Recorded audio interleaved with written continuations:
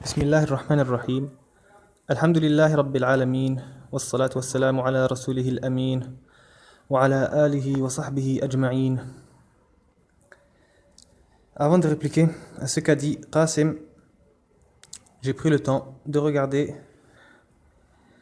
s'il n'y avait pas quelqu'un qui avait répliqué avant moi. Face à ma déception de n'avoir vu personne de m'avoir devancé, alors je me vois dans l'obligation de répliquer avec ce qu'Allah m'a facilité. Et étant donné l'importance du sujet et le nombre important de vues sur ce qu'il a dit, il serait grave de se taire. Donc, Ya Qasim, je t'appelle à craindre Allah dans ta réponse et connaître ta limite et savoir dire « je ne sais pas » et savoir dire « Allahu a'lam ». Allah subhanahu wa ta'ala dit « وَلَا تَقْفُ مَا لَيْسَ لَكَ بِهِ عِلْمٍ إِنَّ السَّمْعَ وَالْبَصَرَ وَالْفُؤَادَ كُلُّ أُولَٰئِكَ كَانَ عَنْهُ مَسْئُولًا » Selon la traduction du sens rapproché, « ne poursuis pas ce dont tu n'as aucune connaissance ». L'ouïe, la vue et le cœur, sur tout cela en vérité, on sera interrogé. Pour commencer, on remarque que dans ta fatwa, tu bâtis tout ce que tu dis sur le fait que Nike n'est pas le nom de la déesse, c'est-à-dire la déesse dont il est question. Ou tu as une manière à faire planer le doute, donc en vérité, on dirait que c'est toi-même qui doutes.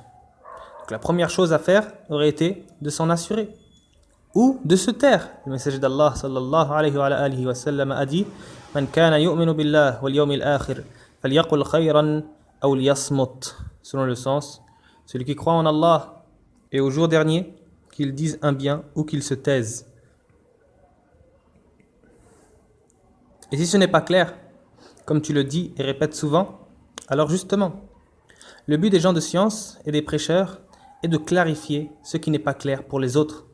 Quant à toi, dans ta réponse, tu n'as fait qu'amplifier le trouble présent, qu'Allah te pardonne. Première chose donc que je vais faire et que tu n'as pas fait, c'est un bref exposé de deux choses. Premièrement, Nike, le nom en lui-même, ce que cela signifie. Et deuxièmement, est-ce que la marque, c'est-à-dire la marque Nike, est-ce qu'elle désigne cette chose-là ou non? Mais avant, je veux mettre le point sur une chose qui revient beaucoup dans ta réponse. C'est ton mélange entre le sujet de Nike et le sujet du boycott des produits des koufars juifs qui tuent nos frères. Je tiens à préciser que dans mon argumentation, c'est-à-dire dans ce que je vais dire là, concernant Nike, le sujet n'est pas le boycott des produits juifs. Donc le boycott des produits juifs, c'est une chose, c'est un sujet, et ce dont je veux parler sur Nike, c'est un autre sujet. Et je ne vais même pas m'attarder sur le sujet si oui ou non les juifs détiennent cette marque, ou en récoltent les fonds, ou récoltent une partie des fonds. Pourquoi? Parce que le sujet là est bien plus grave. Le sujet, c'est le sens apparent même de la marque et son sens caché, et ce, quel que soit le détenteur de cette marque. Alors j'y viens. Nike, dans le dictionnaire, a la lettre N, donc je ne cite pas le dictionnaire pour pas lui faire de publicité, mais j'imagine que ça se retrouve dans beaucoup d'autres. Donc on retrouve Nike, qui se prononce en vérité Nike comme on va le voir, Inch'Allah. Donc on retrouve DS, il a une faïda de la langue française, DS c'est le féminin de Dieu. Donc les koufars disent un Dieu, une déesse. Déesse Athéna, qui est la déesse de la victoire dans la mythologie grecque. Voici donc la définition de Nike. Donc après ça, je cite, pour plus de détails, Wikipédia, non pas en tant que source principale, parce qu'on sait que ce n'est pas une source fiable, mais pour renforcer tout le reste. C'est-à-dire ce qui précède et ce qui va suivre, Inch'Allah. Donc, je cite, déesse grecque de la victoire, Nike ou Nike. Donc dans leur croyance shirkiya, c'est une déesse, elle est capable de se déplacer à grande vitesse. Donc c'est une statue d'une femme avec deux ailes, dont la représentation la plus connue en France est une statue exposée au Louvre. Là on voit que Wikipédia, eux-mêmes, ils ont cité une source supplémentaire, c'est-à-dire le Louvre.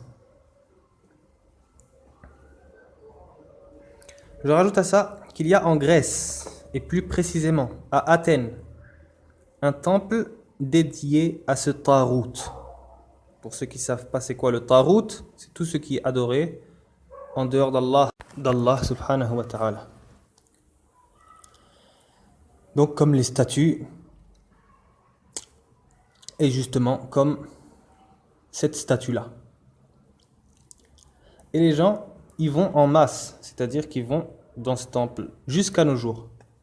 C'est le temple d'Athéna, Nike ou Athéna Nike. En vérité, Nike ou Nike, ou dans la prononciation originale qui est Nike, donc en anglais le I se prononce I, donc ça se prononce Nike. Ce nom-là, c'est le second nom de la déesse qui est connue pour être appelée Athéna. Donc c'est le second nom du Tarout Athéna. Et je n'ai pas besoin de m'étaler sur ça. C'est une chose connue, propagée dans le monde, comme le fait que Bouddha est le Tarout Bouddha, ou que Ganesh est le Tarout Ganesh, sauf que pour Nike, moins de gens le savent.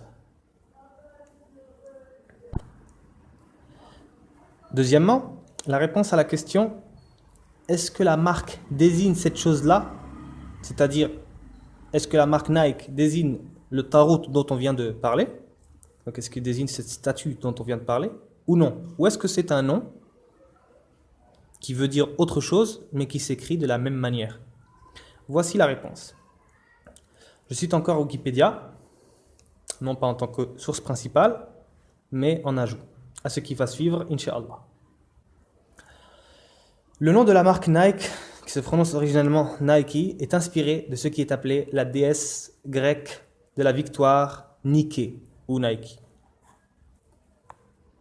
Et enfin, maintenant, j'en viens à une autre question qui est en corrélation.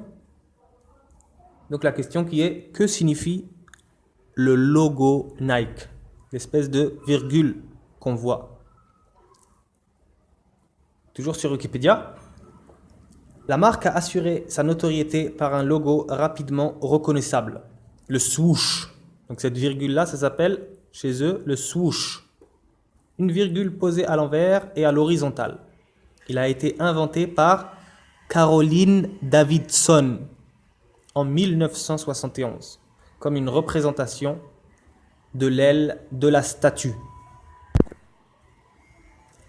Là, on a eu l'information de Wikipédia. Allah subhanahu wa ta'ala dit In ja'akum fasiqun binaba'in fatabayyanu. Selon la traduction du sens rapproché, si un pervers vous vient avec une nouvelle, voyez-y bien clair. C'est-à-dire, vérifiez ce que ce pervers rapporte. Wikipédia, la shak, que ce n'est pas tenu par des gens pieux. Donc, on vérifie ce qui rapporte. J'ai regardé dans plusieurs sources et elles sont toutes corroborées les unes par les autres. Et parmi celles-ci, j'en cite. Donc la source 1, c'est Wikipédia, ainsi que tous les sites qui parlent de la marque, ainsi que les livres et exposés qui recensent les marques et leurs définitions et leur histoire. Ça, c'est d'une part. Et je te défie, toi, Qasim, de venir avec une seule définition différente. La source numéro 2, c'est les fatawas des savants propagés et non propagés. Et on y reviendra, Inch'Allah. Source numéro 3, je connais 2 personnes, c'est-à-dire moi-même, je connais 2 personnes ayant travaillé dans le magasin Nike et ils ont confirmé que ceci est vrai. Et ils ont subi, donc j'insiste sur le mot subi, une présentation de la marque Nike avec ce que j'ai cité exactement. C'est-à-dire que lorsqu'ils ont commencé à travailler là-bas, il y en avait un d'ailleurs qui ne me croyait pas. Quelques jours après, il est revenu me voir en me disant ils ont fait une présentation de Nike, ce que ça veut dire et tout ça, donc un espèce d'exposé. Et dedans, ils ont expliqué que c'était le nom d'une déesse, donc d'un tarout, et que la virgule signifiait l'aile de ce tarout. Donc la source numéro 4, plusieurs personnes n'ont pas cru, c'est-à-dire lorsque moi-même je leur disais, et ont demandé, sont partis dans un magasin qui s'appelle Nike. Donc ils ont demandé directement au magasin et ils sont revenus en confirmant les propos, c'est-à-dire qu'ils sont allés demander Et donc, ils ont reçu la réponse qui est conforme à ce que je disais. Donc, la source numéro 5, une personne qui ne me croyait pas depuis longtemps sur le sujet a bien voulu prendre la peine de dépenser un peu de son crédit pour appeler le numéro d'une enseigne Nike à Paris. Le numéro est très facilement trouvable sur Internet. Donc, il a appelé devant moi.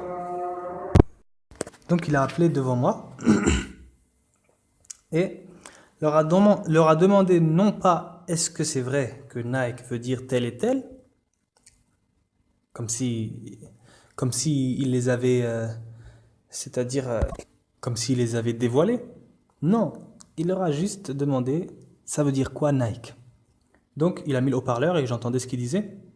Et ils ont répondu exactement la même chose que ce que je rapporte là. Donc moi, avec ces choses-là, je viens. Et je défie ceux qui démentent tout ça d'aller et de questionner. Si eux, dans leur cœur, ils vont s'inventer des doutes en disant non, mais peut-être que, mais kada, allez-y. À commencer par toi-même, Qasim. Vas-y. Et va apaiser réellement ton cœur à ce propos. Comme tu le penses, apaiser en portant cette marque et en disant pour moi, c'est pas du shirk, etc. Et en disant à nos sœurs qui te donnent la amana de répondre à leurs questions, leur disant qu'elles peuvent porter cette marque et pire que ça, de le propager sur Internet. Comme si tu en étais fier. Et c'est pas comme si, tu en es fier. En vérité, j'ai peur pour toi. Et pour tous ceux qui t'ont suivi dans ta parole, qu'Allah te pardonne. Je reviens donc à Nike. À présent, pour imaginer la mas'ala, je cite 2 exemples. Parce que il y a une règle qui est Al-hukmu ala al-shay' far'un an tasawwurihi, qui pourrait être traduit d'une traduction proche par le fait de donner le jugement d'une chose est une étape qui vient après avoir connu la réalité de cette chose. Donc nous, bien sûr, on a vu qu'est-ce que c'est Nike, mais là, on dit ça pour que le fait de connaître la réalité de cette chose soit encore plus clair chez les gens. Comme je disais, même si c'est déjà très clair, je vais donner ces exemples pour que le sujet ne s'accroche pas au nafs et au hawa. Pour pas que celui qui écouterait pense à lui-même, pense à ses propres pères, ses propres habits Nike, etc. Et donc par là même, chercher une issue pour ne pas jeter ses habits Nike, aussi nombreux soient-ils. Donc pour qu'ils constatent le hukm clairement d'une part, qu'ils ne se sentent pas visés forcément, pour qu'ils aient son aql complet et qu'ils ne soient pas couverts par le hawa, par ses passions, d'une part, puis qu'il agisse après cela, donc qu'il applique ce qu'il a compris. Mais tant qu'il mélange les deux, la passion risque de prendre le dessus sur son aql et sur sa basira et l'inciter à inventer des shubuhat pour s'apaiser lui-même et se dire donc qu'il n'est pas pécheur. Malheureusement, comme tu l'as fait toi-même, Qasim. Et quand je dis comme tu l'as fait, je parle particulièrement du fait de ramener des shubuhat. Donc, on prend un exemple externe. Donc, le premier que je vais donner. Imaginons une marque appelée Satan, ou Shaitan, ou Iblis. C'est-à-dire que sur le t-shirt, sur l'habit, la chaussure, le bonnet, la casquette, etc., il y a écrit Satan, Shaitan ou Iblis. Et que les inventeurs de cette marque-là lui donnent un signe particulier. Un bâtonnet qu'ils appellent bâtonnet du diable, ou une étoile entourée d'un cercle. Je vous dis ça, mais al-asaf al-shadid, ça existe. Je vais donner un autre exemple. Une marque appelée Ganesh. Ganesh, c'est une chose que les hindous adorent. C'est une espèce d'être humain avec une tête d'éléphant. Et imaginons donc qu'ils font un symbole d'une trompe remixée juste pour donner un symbole à la marque. Donc s'il y a ces noms et ces symboles sur des habits, allons-nous dire que c'est permis? Je pense que c'est clair. Dire que ces marques-là seraient haram revient inévitablement à dire que Nike l'est aussi. Pourquoi? Parce que c'est exactement la même chose.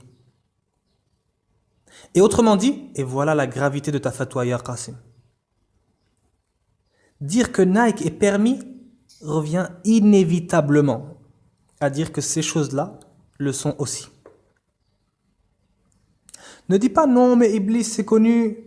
Connu ou pas, c'est pareil. En particulier, une fois que c'est connu par celui qui le porte, par toi, ou par n'importe quelle personne qui le porte, une fois qu'elle le sait, ça ne change plus rien. Et ne dis pas non, mais Nike qui l'adore, qu'elle soit adorée ou pas, c'est pareil. Je prends un autre exemple. Allat, qui l'adore. En apparence, personne. Donc si on voyait une marque Allat, c'est un t-shirt avec écrit Allat en gros, est-ce que ce serait permis? La chèque non. Pourquoi? Parce que c'est un tarout et parce qu'il fut adoré. Allah subhanahu wa ta'ala dit, en citant la parole d'Ibrahim alayhi salam, qui parle à son peuple, قال أفرأيتم ما كنتم تعبدون أنتم وآباؤكم الأقدمون فإنهم عدو لي إلا رب العالمين. Selon la traduction du sens rapproché, il dit, voyez-vous ce que vous adoriez, vous et vos plus vieux ancêtres, vos plus anciens ancêtres, ils sont tous pour moi des ennemis, sauf le Seigneur des mondes. Donc là, Ibrahim alayhi salam s'adresse à son peuple et il lui dit que tout ce qui a été adoré depuis les premiers sont ses ennemis. Donc, qu'il soit adoré maintenant ou qu'il fut adoré avant, ce sont les ennemis d'Ibrahim. Et bien sûr, c'est l'ennemi des croyants. Bel, c'est les ennemis d'Allah subhanahu wa ta'ala. Aussi, j'en viens à un fait. Le fait que ces gens-là mettent son nom sur l'ensemble de leurs habits, après l'avoir choisi, est un ta'azim particulier qui est une forme d'adoration. Autrement dit, une forme de shirk akbar, et une isti'ana et un tabarruk, c'est-à-dire chercher l'aide et la bénédiction, qui est une autre forme d'adoration, puisque pour eux, c'est la déesse de la victoire. Donc, ils mettent son nom pour s'inspirer la victoire sur les autres marques. Après ça, allons-nous insister pour dire qu'il ne l'adore pas? Et puis je dis, si jamais tu veux débattre sur ce point, comme tu le dis, Qasim, mais dans le sens inverse, quand bien même il ne l'adorerait pas, on a vu que ça ne change rien, puisque c'est un tarout qui fut adoré, et à qui on donne des attributs de rububiyyah. Tout comme Allat et Al-Uzza et Manat, ou Manah et Hubal, Zeus, Poséidon, Mars, Pégasus et d'autres. Ce qui est obligatoire est de casser cette statue, la détester, s'en désavouer, réprouver de la haine contre elle, de l'inimitié, s'en éloigner, en plus du fait de ne pas l'adorer. Parce que le musulman, quand il n'adore pas les statues, ce n'est pas par fainéantise, ou par insouciance, ou par ignorance, ou par indifférence, non. Mais le musulman n'adore pas ce qui est adoré autre qu'Allah, il ne les adore pas par reni, par kufr et par science. C'est-à-dire qu'il sait que ces choses-là ne méritent pas l'adoration et déteste ces choses-là. C'est une adoration vouée à Allah de renier le tarout. D'ailleurs, c'est l'adoration sans laquelle les autres actes d'adoration voués à Allah sont nuls. Donc, le kufr bit tarout, qui comprend ne pas adorer, renier, détester, haïr, prendre pour ennemi, s'écarter et se désavouer, implique forcément le fait de ne pas élever son nom, ni de le faire apparaître ainsi, que ce soit sur les pieds ou autres, comme nous allons le voir, Inch'Allah. Si tu demandes quel est le dalil concret de l'interdiction de le porter sur soi, je dirais c'est toutes les preuves du kufr bit tarout et les preuves qu'il faut casser les statues, non pas de porter leur nom sur soi et de dire batilan, j'y suis indifférent. Et le dalil le plus clair, c'est la première partie de la parole de l'unicité. Nous les musulmans, on dit la ilaha illallah. Donc, le premier pilier de la ilaha illallah, c'est la ilaha, c'est-à-dire le fait de renier le tarout. Et tout comme si c'était une croix, Bouddha, Iblis ou un autre tarout, personne ne demanderait de preuves, tellement que cela est évident. Donc pourquoi ici, on vient et on demande des preuves comme si on n'avait rien compris au tawhid du tout? C'est là où moi, je reprends ton usloub pour agir, c'est-à-dire dans ma réponse. Pourquoi agir comme ça quand c'est Nike? Pourquoi quand c'est Nike, là, on va demander le dalil? Est-ce que c'est parce que tu as 4 paires et qu'elles t'ont coûté cher et que ton nefs prendrait une gifle qui laisserait la marque des 5 doigts si tu les jetais? J'espère pas, ya Qasim. Mais je t'avertis d'être du nombre des gens de la passion.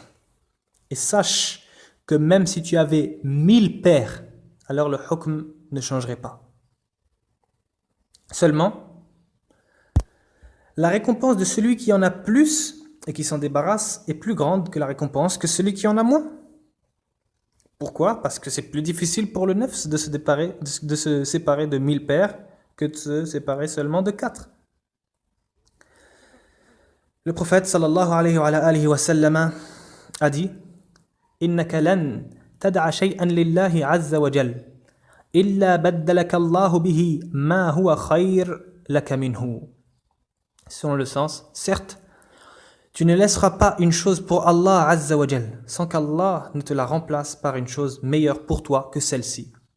Rawahu Ahmad wa huwa hadithun sahih ala shart Muslim. À présent, voici quelques preuves du kufr bit-tarout,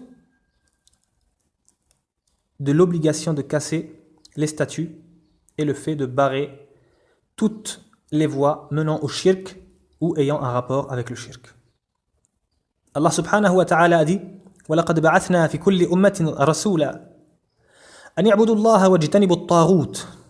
Selon la traduction du sens rapproché, nous avons envoyé à chaque communauté un messager pour leur dire adorez Allah et écartez-vous du tarout. Je demande, celui qui porte Nike, s'est-il écarté du tarout?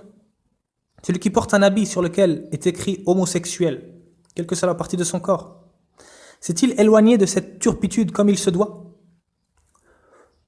Ou nous dira-t-il qu'il ne commet pas l'acte mais ne fait que porter un habit, ou alors que ce n'est qu'une marque, etc. Allah subhanahu wa ta'ala dit فمن يكفر بالطاغوت ويؤمن بالله فقد استمسك بالعروة الوثقى لا انفصام لها والله سميع عليم. Selon la traduction du sens rapproché, quiconque mécroit au tarout et croit en Allah aura alors saisi l'anse la plus solide, c'est-à-dire la ilaha illallah, qui ne peut briser, et Allah est entendant, tout savant. Donc pour saisir l'anse, pour réaliser la ilaha illallah, il faut 2 choses. La première, mécroire au tarout, et la seconde, croire en Allah. Sans l'un ou sans l'autre, l'anse n'est pas saisie, c'est-à-dire la ilaha illallah n'est pas valide. Allah subhanahu wa ta'ala a dit قال أفرأيتم ما كنتم تعبدون أنتم وآباؤكم الأقدمون فإنهم عدو لي إلا رب العالمين. C'est l'ayah qu'on a vu tout à l'heure, selon la traduction du sens rapproché. Avez-vous vu ceux que vous adoriez, vous et vos plus vieux ancêtres? Ils sont tous pour moi ennemis, sauf le Seigneur des mondes. Cette ayah montre clairement que ceux qui sont l'ennemi ne sont pas seulement ceux qui sont adorés en ce moment même, comme nous l'avons vu, mais aussi tous ceux qui le fut depuis les premiers. Tout comme si une personne porte sur elle Allah, comme nous l'avons vu, qui accepterait qu'elle dise non mais aujourd'hui cette chose n'est pas adorée, c'était adoré avant. Donc que dire du fait que Nike est adoré jusqu'à nos jours? Allah subhanahu wa ta'ala dit قد كانت لكم أسوة حسنة في إبراهيم والذين معه إذ قالوا لقومهم إنا براء منكم ومما تعبدون من دون الله كفرنا بكم وبدا بيننا وبينكم العداوة والبغضاء أبدا حتى تؤمنوا بالله وحده. Selon la traduction du sens rapproché. Certes, vous avez eu un bel exemple à suivre en Ibrahim et en ceux qui étaient avec lui. Quand ils dirent à leur peuple, nous vous désavouons, vous et ce que vous adorez en dehors d'Allah. Nous vous renions.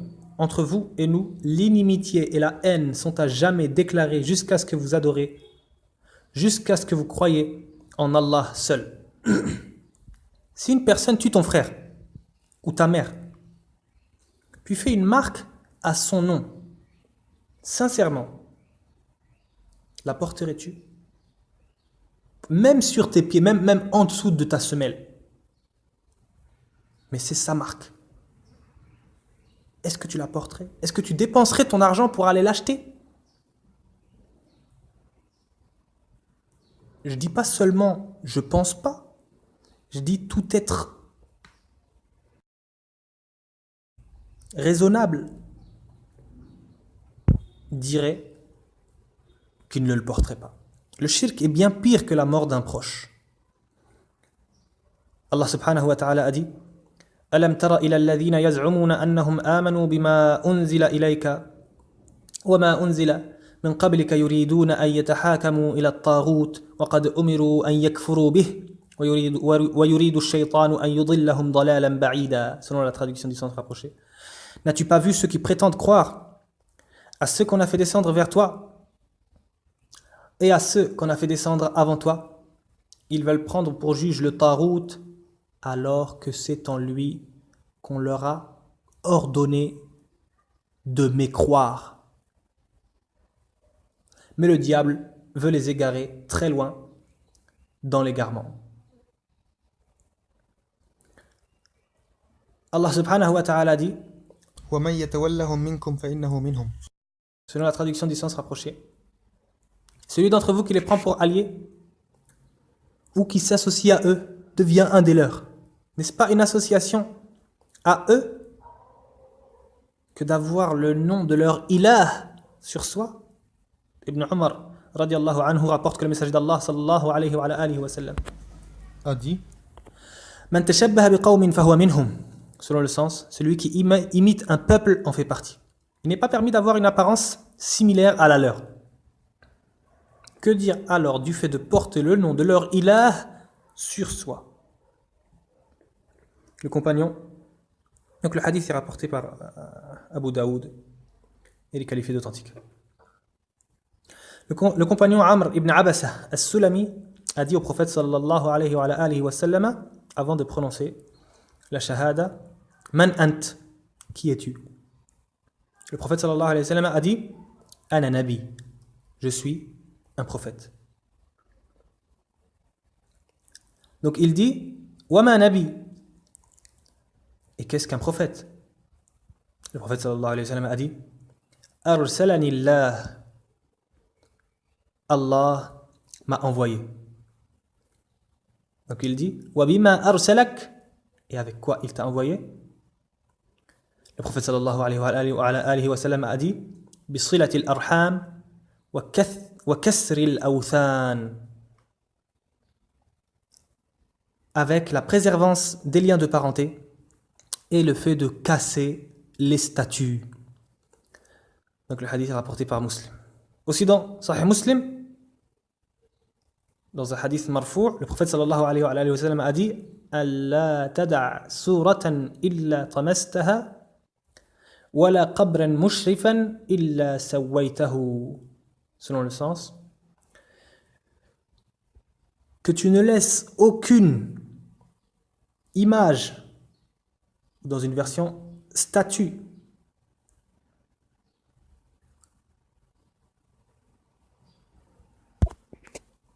sans la faire disparaître, et aucune tombe surélevée ou embellie sans l'aplanir. Donc que l'image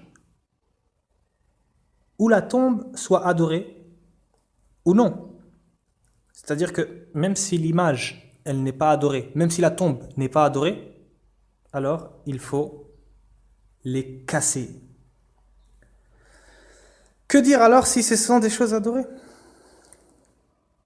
D'ailleurs, l'interdiction des images et l'élévation des tombes est pour plusieurs raisons. Et parmi elles, supprimer ces voies qui mènent au shirk.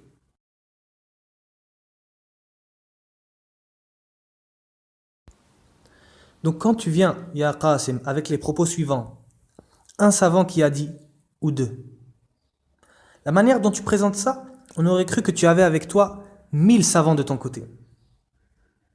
Mais que les un savant ou deux avaient contredit les 1000 dont tu parles. Ça, c'est la manière dont on pourrait s'imaginer ton explication. Comme si c'était une parole shadha, le fait de dire que le fait de porter la marque Nike est interdit. En plus du fait que c'est faux, c'est-à-dire qu'il n'y en a pas que un ou deux, toi qui dis ça, tu n'es même pas venu avec deux savants pour contredire ces un ou deux. D'ailleurs, tu n'es même pas venu avec un seul savant. Tu es venu avec, pour moi, si on réécoute ton audio, c'est une des premières choses par laquelle tu débutes. L'imam Ahmad a dit Iyaka an tatakallama fi mas'ala laysa laka fiha imam. Tu es venu avec le dhann sur lequel il n'est pas permis de bâtir de jugement. Donc, je traduis juste la parole de l'imam Ahmad selon le sens prends garde au fait de parler sur un sujet sur lequel tu n'as pas un imam qui t'a précédé. Donc je disais que tu es venu avec le dhann. Et avec le dhann, il n'est pas permis de bâtir un jugement ou renier une vérité. Allah subhanahu wa ta'ala dit « In yattabi'una illa dhann wa inhum illa yakhrusun » selon la traduction du sens rapproché, ils ne suivent que la conjecture et ne font que fabriquer des mensonges. Et Allah subhanahu wa ta'ala a dit وَمَا لَهُمْ بِهِ مِنْ عِلْمٍ إِنْ يَتَّبِعُونَ إِلَّا الظَّنَّ وَإِنَّ الظَّنَّ لَا يُغْنِي مِنَ الْحَقِّ شَيْئًا. Selon la traduction du sens rapproché, alors qu'ils n'en ont aucune science, ils ne suivent que la conjecture, alors que la conjecture ne sert à rien contre la vérité. Ta fatwa est complètement vide de dalil. On dirait une réponse de Ahlul Kalam. Tu es venu avec « je pense que ». Et pire que ça, tu es venu avec « et quand bien même ce serait clair ». C'est-à-dire quand bien même ce serait clair que Nike c'est le nom du Tarout Nike. Et c'est malheureusement là la pire partie de ta fatwa. Parce qu'on aurait pu te chercher une excuse si tu prétendais ne pas savoir que cela veut dire cette chose-là. C'est-à-dire si tu démentais. Mais toi, tu dépasses les bornes et dis que même si c'était clair, alors ce serait permis. Puis tu as tronqué et trompé les gens avec la fatwa de Ubayd ibn Abdullah al-Jabiri. Donc je la cite. إذا كان اللباس, donc la question, إذا كان اللباس عليه علامة اسم إحدى الآلهة اليونانية وهو ما يدعى نايك فهل يجوز لبسه وبيعه. Le questionnaire pose la question, il dit si l'habit comporte sur lui le nom d'une divinité grecque qui est appelée Nike, est-il permis de le porter ou de le vendre? Donc la réponse إذا كان اللباس كالثيب والعمائم أو الجبة فلا فإن لو ثبت أنه إله فهذا تعظيم له. Donc il dit si l'habit est comme le thiyab, c'est-à-dire le qamis, wal-ama'im, donc ce qu'on porte sur la tête, que ce soit la rutra ou la imama, ce qu'on enroule autour de la tête, ou le jubba, c'est-à-dire le haut, le manteau, la cape, fala, alors c'est-à-dire c'est pas permis. Donc il dit fala.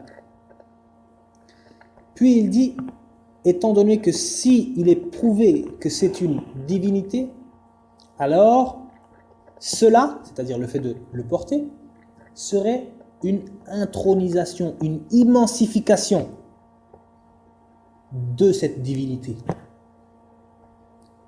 Là, il dit clairement que le fait de le porter sur un qamis, sur une imama ou une jubba, donc on va y revenir à les choses qu'il a citées. Mais, juste pour reprendre sa fatwa, il dit que c'est du ta'zim, c'est-à-dire que c'est du kufr. Et ça, il n'y a pas besoin d'être hyper savant pour comprendre ça. Le fait de faire le ta'zim d'une chose qui est adorée autre qu'Allah, c'est du kufr. Puis il dit Amma in kana hidha'an aw shurrabuhu wa tahta al-qadam aw fi as-sarawil fala mani' li'anna hadha ihana. Donc selon le sens, tandis que si c'est des chaussures ou ces chaussettes est en dessous du pied ou sur les sarawil, je vais revenir au mot sarawil qui est utilisé, il dit alors il n'y a pas d'interdiction étant donné que cela est une humiliation. Donc là moi je dis il serait bien qu'on lui repose la question en lui apportant le détail de la réalité, tout comme tu le dis toi-même. Parce que lorsque la question lui a été posée, il a répondu alors qu'il ne sait pas de quoi il parle, mais a donné une réponse générale de ce que lui-même s'est imaginé. La preuve de cela est le contenu de la fatwa. As-tu déjà vu un qamis Nike ou une imama Nike ou un sarawil Nike? Je ne pense pas que ça existe d'ailleurs. Pour ceux qui connaissent pas l'auteur de la fatwa, donc là je reviens sur le mot sarawil, lui il est d'avis que le port du pantalon est haram. Donc là il ne parle pas du fait de porter un pantalon sur lequel il y a Nike. Et l'habitude là-bas, c'est-à-dire là où lui il est, là d'où il donne la fatwa, l'habitude là-bas, c'est de porter le sarawil en dessous du qamis. Je dis ça pour ceux qui mettent des pantalons Nike et prétendent suivre l'avis qui est précité. Il y a aussi le fait qu'il est aveugle. Et je ne dis pas cela pour dire qu'il est conditionné d'avoir la vue pour faire des fatwas. Mais je dis ça pour limiter l'étendue de son savoir et de sa vision, de sa perception des faits. Parce qu'on pourrait me dire, oui, mais qui ne connaît pas, on le voit. Parce que celui qui prétend suivre sa fatwa est censé dire une parole proche de, si c'est sur un pull, une casquette ou un haut, une chose bien visible ou affichée, c'est du kufr. Et si c'est caché ou vers les fesses, ou en dessous des pieds, comme il a cité, parce qu'il a cité en dessous des pieds, il n'a pas dit au-dessus des pieds, de sorte qu'on l'écrase, alors c'est permis. Et peut-être qu'il visait au-dessus des pieds, peut-être qu'il visait le fait de porter un sarawil sans porter de qamis au-dessus. Peut-être qu'il voulait dire ça. Mais en tout cas, quand on rapporte la fatwa en connaissant les avis de celui qui la rapporte, déjà on la comprend un peu mieux. Et justement ne pas ramener la moitié qui nous intéresse de la fatwa et laisser l'autre moitié. Et ne pas faire un inversement de situation. Au début tu dis un savant ou deux, alors que tous les savants qui ont parlé sur ça et dont les paroles sont propagées ou connues disent que c'est haram. Cette fatwa est la seule espérance de ceux qui veulent rendre cela permis. Donc il est notoire de dire également que même sans falsifier, c'est-à-dire même si on prenait la chose ainsi, le contenu de sa fatwa est faux. est réfuté par les savants, plus savants que lui. Donc on va les citer. Et quoi qu'il en soit, la hujjah est avec eux. Je pose une question. Qui porte Nike sur ses pieds? Qui porte les ailes de cette déesse, ce Tarout, pour humilier le Tarout, en dépensant je ne sais combien d'euros pour une paire et en s'embellissant avec? Qui? Et quand bien même il prétendrait le faire, donc on va voir que c'est complètement bâtil. Enfin, tu es venu avec, non pas cette fatwa, puisque dans cette fatwa, on comprend que le porter est sur une partie haute du corps, c'est du kufr, et le porter sur une partie dissimulée et humiliée, entre guillemets, c'est permis. Ça, c'est sa parole à lui. Toi, tu n'es même pas venu avec cette fatwa-là. Tu es venu avec la moitié de la fatwa, et tu as dit que, voilà, tu as sorti toutes tes shubuhat, et en gros, c'est permis. Et tout à l'heure, j'ai dit entre guillemets, parce que s'il avait la réalité devant les yeux, je pense qu'il changerait sa fatwa. Wallahu a'lam. Et qu'il la change ou qu'il la change pas, la vérité reste la vérité. Regardons à présent une fatwa du cheikh et savant Mohammed ibn Salih al-Uthaymin, dans une fatwa sur son site officiel, dans la série Al-Liqa al-Shahri, numéro 45, au sujet Al-Libas wa Zina, qui porte le titre Kullu libas alayhi ishara lima huwa haram falubsuhu haram. Donc le cheikh répond à une question qui interroge sur les notes de musique dessinées sur les vêtements. Est-ce permis de les porter? Donc il a répondu Kullu libas alayhi ishara lima huwa haram falubsuhu haram. Ce qui signifie tout vêtement sur lequel il y a une indication de ce qui est interdit, alors le fait de le porter est interdit. Jusqu'à ce qu'ils disent, dans la même fatwa, لو أننا نحن الشعب تواصينا بمقاطعة هذه ما بقي لها رواج بيننا. Ce qui signifie, et si nous, le peuple, entre nous, nous nous enjoignions de couper, c'est-à-dire de ne pas acheter ceci, alors il ne lui restera pas de place auprès de nous. Le cheikh donc dit que tout vêtement sur lequel il y a une indication à ce qui est haram, alors c'est haram. Et quel pire haram que le shirk, et quelle plus flagrante indication au shirk que le nom de ce qui est adoré, que le nom de la statue, que le nom du tarout. Et là, le shirk, le cheikh, il incite clairement à ce qu'on s'enjoigne cette chose-là. Je dis ça parce que toi, Qasim, dans ta fatwa, ça ne te plaisait pas que certains frères viennent et que te disent que c'est haram, c'est du shirk, et qu'ils veulent brûler ta paire. C'est bien, c'est une bonne chose de le vouloir. Et normalement, ce n'est pas eux qui vont en arriver là. C'est plutôt le musulman, lorsqu'il entend que Nike, c'est du shirk, lui-même, il voudrait le brûler sans même que personne ne le devance en cela. Donc, le cheikh dit aussi dans une autre fatwa, dans son Majmou' Fatawa wa Rasail, le cheikh Mohammed ibn Salih al-Uthaymin, al-Mujallad al-Hadi Ashar, Bab al-Masih ala al-Khuffayn. Ce qui suit. Donc là, je cite sa parole. والمحرم يجب إنكاره ولا يقال هذا من باب ما يمتهن فيجوز لأن هذا من باب اللباس ولبس ما فيه صورة حرام بكل حال. Donc selon le sens, et le haram, il est obligatoire de le réprimander. Et on ne dit pas ici que cela est porté en tant qu'humiliation, alors c'est permis. Et on ne dit pas ça étant donné que ceci est fait dans le fait de porter.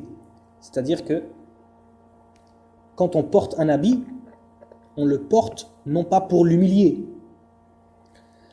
Puis il dit, et le fait de porter une chose sur laquelle il y a une image est haram, quel que soit le cas. Donc il dit que porter une image, on ne parle même pas d'un tarout là, au pied est haram, alors qu'on aurait pu dire que c'est un endroit d'humiliation, le pied.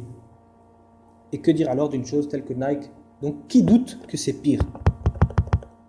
Aussi j'ai posé la question moi-même au Cheikh Al-Rajihi, en lui exposant le cas de Nike.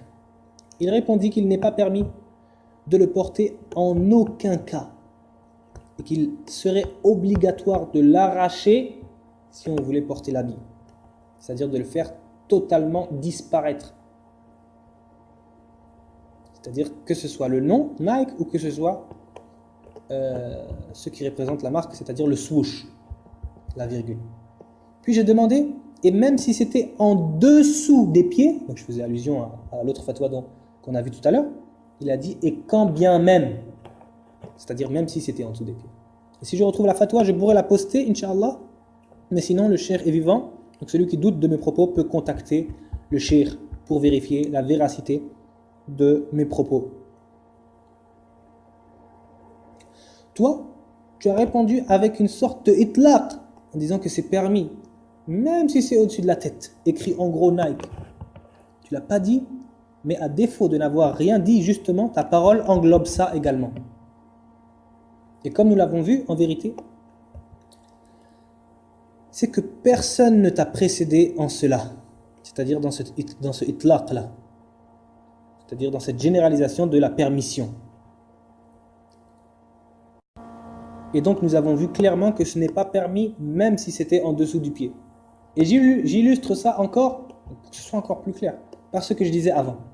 Si c'était une croix, ou écrit Iblis, ou même moins que ça, si c'était le nom d'une personne qui a tué ta femme, qui l'a violée, ou ta mère, tu ne le porterais pas même si c'était en dessous de tes pieds. Et tu ne pourrais jamais dépenser un centime pour aller en acheter. Pourquoi? Parce que tu le prendrais pour ennemi. Alors sache qu'en tant que musulman, la personne doit considérer comme ennemi Nike plus qu'une personne qui aurait violé sa mère. En vérité, tu as fait ta propre fatwa. Alors je te conseille de te repentir à Allah Jalla wa Ala. Et avec tout ça, tu es venu avec la tromperie sur la fatwa de Ali Farkous en disant que la question lui a été posée d'une manière incomplète et que sa réponse c'était pour lui. Sans parler de la contradiction qu'il y a entre les deux paroles. Et tu disais donc que c'est son avis alors que c'est toi qui as égaré. Allah sait combien de gens avec ton pour moi. Et tu finis par demander où sont les preuves, c'est-à-dire dans sa fatwa. Chose que tu as oublié de faire lorsque tu as fait allusion à la fatwa précédemment citée, que tu croyais qu'elle allait dans ton sens. Étrangement, cette fois tu n'as pas demandé où est la preuve. D'ailleurs, tu n'as même pas cité la fatwa et tu n'as même pas été en conformité avec son contenu comme nous l'avons vu. Je ne dis pas que c'est ton intention, mais c'est comme si tu te servais de la zalla dans la fatwa, c'est-à-dire l'erreur flagrante, pour non pas tomber avec lui, mais pour tomber encore plus bas et malheureusement faire tomber avec toi. Regardons à présent la question qui est retrouvable sur son site officiel, puis regardons la réponse. Question. Notre honorable cher, nous avons vu un produit turc qui est une barre de chocolat appelée Jupiter. On dit que le nom désigne un dieu grec. Est-il permis alors de vendre ou d'acheter ce produit? Qu'Allah bénisse votre savoir. Puis je ne cite pas la fatwa en entier, mais la réponse de manière générale démarque le caractère haram et extrêmement grave d'acheter ce chocolat. Là, on ne parle même pas du fait d'élever son nom sur sa propre personne ou de le porter avec soi, c'est-à-dire sur soi. On parle du fait d'acheter un chocolat sur lequel c'est écrit Jupiter et toi, tu vas prendre le papier du chocolat et tu vas le jeter et tu vas manger le chocolat. Donc il dit que c'est haram. puis le questionné dit de lui-même. Si la marque Jupiter ou n'importe quelle autre marque, telle que Nike, qui désigne la déesse de la victoire chez les Grecs, c'est sa parole, c'est lui qui dit ça là. Il n'a même pas été questionné sur ça. Donc, ou n'importe quelle autre marque, telle que Nike, qui désigne la déesse de la victoire chez les Grecs, représentant un slogan ou un credo, et non pas une simple marque commerciale, elle serait interdite par la Sharia. Ainsi que les vêtements et les chaussures qui portent la marque de l'arbre Al-Gharqad, qui fait apparemment allusion à la marque Timberland. Donc on a bien vu là qu'il cite Nike par lui-même, par une recherche personnelle et un effort personnel de recherche. Où en sommes-nous de ton mensonge prétendu, Ya Qasim, en accusant les frères de mentir au chouyour pour gagner la réponse du cheikh? Puis tu as demandé où est la preuve dans sa fatwa. Alors, je te rappelle la preuve qui est citée dans la fatwa. Donc c'est toujours dans la même fatwa. Je cite: vu que le fait de porter une marque de ce genre démontre le soutien, le consentement et la loyauté dans l'apparence à l'égard des idéologies susdites, même si la personne ne les approuve pas dans son cœur. Je répète, même si la personne ne les approuve pas dans son cœur. Donc ça réplique à ceux qui disent j'ai pas de niya, je ne vénère pas, j'ai kada, toutes ces philosophies-là. Donc puis il dit, car il est interdit d'éprouver de la loyauté pour d'autres que les gens qui sont de croyance musulmane. C'est-à-dire qu'il n'est pas permis de prouver une loyauté pour autres que les musulmans. De plus, le prophète sallallahu alayhi wa sallam a interdit de porter les vêtements des mécréants, étant donné qu'ils sont propres à eux. Donc ces vêtements-là, c'est-à-dire ceux où il y a écrit Nike, etc. Donc ces vêtements sont à plus forte raison interdits s'ils portent des symboles ou représentent des idéologies qui s'opposent à la croyance musulmane. Et donc là, il a cité une preuve éclatante. Subhanallah. C'est la preuve qu'on appelle le qiyas al-awlawi. Par exemple, il n'est pas permis d'approcher le zina. Le zina, il n'est pas permis de l'approcher. Donc, mimbab awla, d'autant plus clair qu'il n'est pas permis de faire le zina. Il n'est pas permis de dire ouf à ses deux parents. Donc, mimbab awla, il est encore plus clair qu'il n'est pas permis de les frapper ou de les insulter. Et donc là, il a cité le qiyas al-awlawi en disant qu'il n'est pas permis de porter les vêtements des mécréants, donc d'avoir une apparence similaire.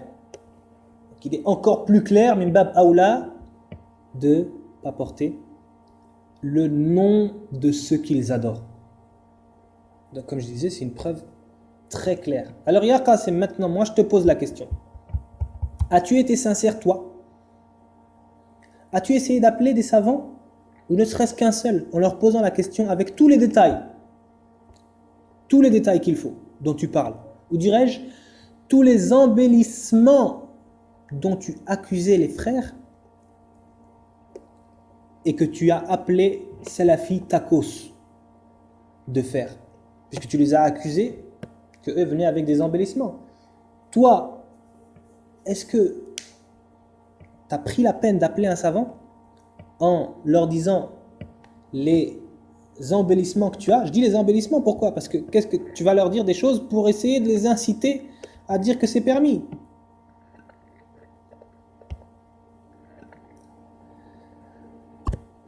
Puisque tu as dit que pour Nike, comme à la base on n'avait pas envie de le porter, donc on va diriger les fatwas en menant, c'est-à-dire menant le savant à voir que c'est haram, en mentant même s'il faut. Donc ça c'est une accusation déjà que je te demande de prouver. Comment? En regardant les fatwas et en regardant la question qui est posée et en montrant qu'est-ce qui manque. Ou alors qu'est-ce qui était rapporté mensongèrement. Et là je ne le dis pas pour que tu le prouves ou cherches à le faire même. Je dis pour que tu te rendes compte que tu en es incapable et reviennes sur ce mensonge et t'en repentes. Ô toi qui nous accuses d'avoir menti aux savants. D'ailleurs, le mot Salafi Takos, je ne sais pas ce que cette parole signifie. Mais même s'il y avait une catégorie de gens qui auraient beaucoup de choses à se reprocher. Alors il n'est pas permis d'en faire une généralité. Les gens de la sunna rapportent ce que ces gens-là ont rapporté. Plus les savants rapportent ça. Et puis même, s'il y avait une catégorie de gens sur terre qu'on pourrait nommer comme tu l'as fait, ou plus précisément, même s'ils avaient beaucoup de choses à se reprocher, cela ne voudrait pas dire que ce qu'ils ont rapporté sur ce point-là, en particulier, est faux. D'ailleurs, il se peut que ces frères-là soient sur la sunna, qu'ils soient bien meilleurs que toi, même s'ils mangent des tacos tous les jours. Eux, au moins, ne portent pas de signes de shirk sur eux. Donc, as-tu questionné toi-même, Ya Qasim? Ou peut-être que tu ne sais pas parler l'arabe. Je ne sais pas. Mais si c'est le cas, as-tu pris le temps de l'apprendre? Ou d'aller poser la question avec un frère que tu connais avant de propager ta fatwa personnelle, ton égarement. Et après tout ça, tu as osé dire comme je t'ai ramené moi là. C'est-à-dire comme si toi, tu avais fait un exposé clair, détaillé, avec des preuves du wahi, des paroles de savants ou des fatwas non dirigées, donc contrairement à ta fausse accusation. Et tu as osé dire que soi-disant, c'est eux qui ont interprété, c'est-à-dire les gens que tu as appelés salafitakos, tu as dit que c'est eux qui ont interprété comme étant un tarout, c'est-à-dire c'est eux qui ont interprété que cette marque-là désignait la déesse, le tarout Nike. Donc voici quelques autres shubuhat que tu as cités. Tu as dit que si c'était une croix sur un pull, avec, c'est-à-dire sur un pull ou une veste ou je ne sais quoi, là, oui, c'est-à-dire là c'est haram. C'est ce que tu as dit. Et donc on a vu que c'était exactement la même chose.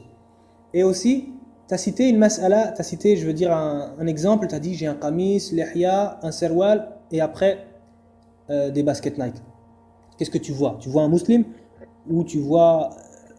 J'essaie un peu de citer ce que tu as dit, mais je reprends la même chose pour la croix. Si tu vois un qamis, une lihya, un serwal, et au final, sur ces chaussures, tu vois une croix. Une croix claire. Est-ce que parce qu'il avait un qamis et un serwal et une barbe, est-ce que ça va faire que la croix, khalas, c'est devenu permis?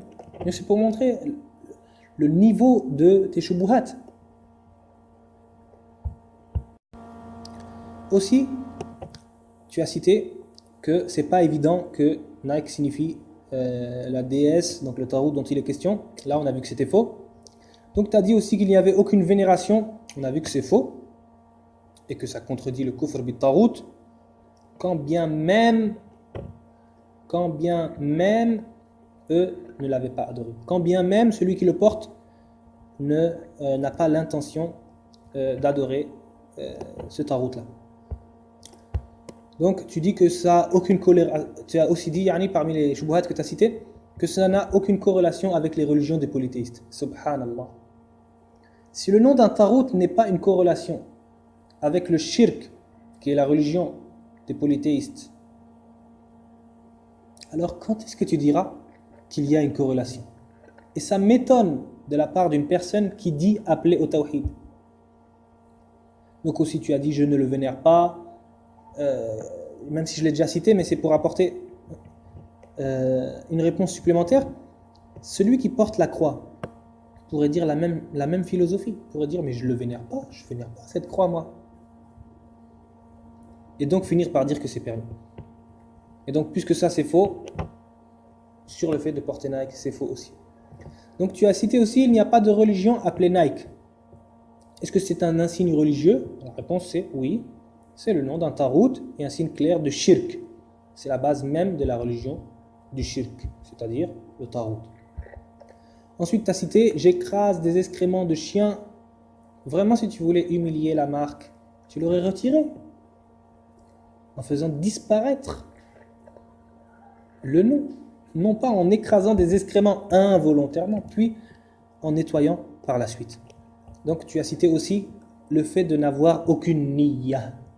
Alors sache que la niyya n'est pas conditionnée pour que ce soit haram, comme celui qui porte une croix, comme nous l'avons vu. Et parmi les preuves de cela, le fait que le prophète sallallahu alayhi wa sallam a interdit de prier des nawafil mutlaqa au moment du lever du soleil et de son coucher.